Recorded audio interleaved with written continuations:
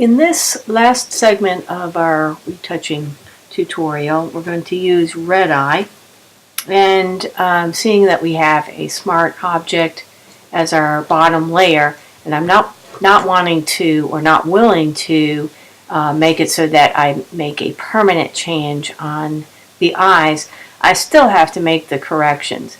So what I'm going to do is make a duplicate of at least the eye area, and I'll show you a little bit of a trick here. And if we go to the elliptical marquee tool, and I just want to select where the eye area is. Now I haven't really done any retouching on anything around this eye area, so that's alright. So if I hold down my shift key after making the marquee around the eye, okay, I'm going to actually use the arrow keys to get it into a place that I'd like it.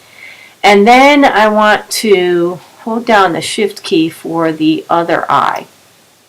Okay, and we'll surround that. Now I'm going to go ahead and duplicate what I've got here on the layer, the bottom layer. And it's basically just going to pick those pixels up. So edit, copy, or you can use your key commands, Command or Control C for copy. Paste it, Command or Control V for paste. And the trick is keep your selections intact. In other words, don't deselect these areas in order to put them exactly in the same spot as those pixels are right now.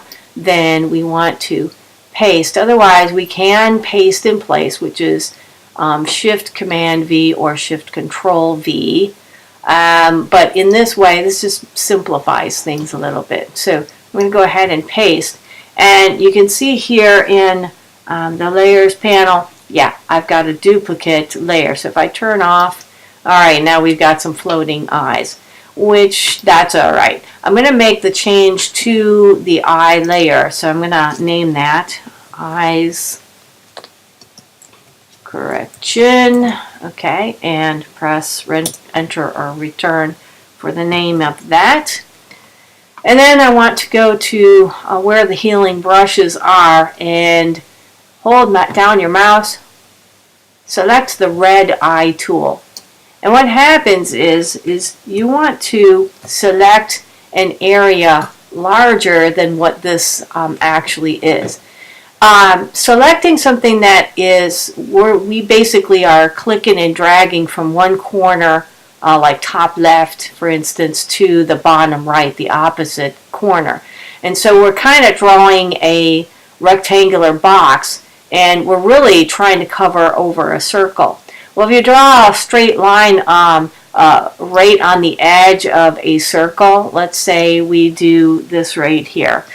This is a complete circle here, and so if I've got something on the edge of it and click and drag, put this on the top edge of it, okay, so then we've got, you know, a box here surrounding the circle.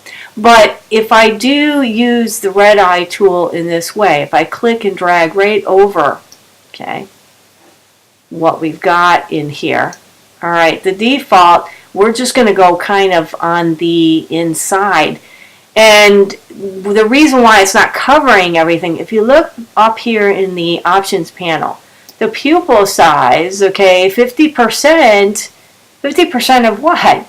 Probably 50% of what I've actually drawn. So I'm only covering about half. And then how much do I want to darken? That might or might not be too deep.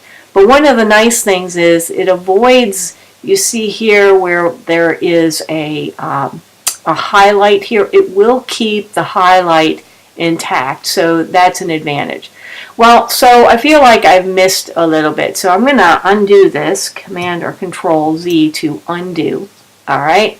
And I'm trying to cover over, you know, basically the pupil, and this is part of the iris, all right? So let's see if we can get, you this a little bit bigger. Now, basically, what it means is I'm actually making it so that 50% of the iris would be actually, what we're talking about as far as the pupil goes, all right? So this top part right there would be kind of an estimate of that.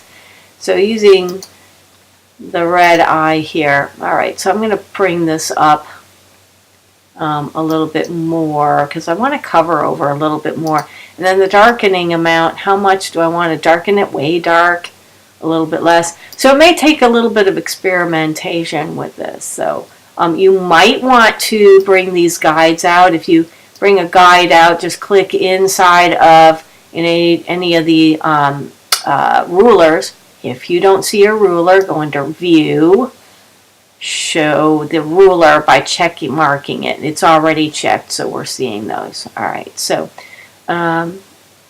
let's try it out. Click and drag in that corner there. Okay, so it is actually covering over the pupil itself. I'm kind of not liking that either because I think maybe this is a little bit too high up. So let's try it one more time. It may take a few tries, and you may end up with just a little bit of the red in the first place. Okay. Another way to do it, kind of experiment without any of these things because these are a little confining. So whichever way that you try these out, you might be better off going from one corner to another. All right, so that one worked out a lot better, so I'm not going to undo it. And in fact, it did keep my highlight there. I have a little bit of red, but looking back at it, now that looks a lot more natural. Okay, again, it's not perfect, but it's a heck of a lot better than it was. All right, so I'm going to go ahead and try and experiment with this other eye here. Okay, too high, undo.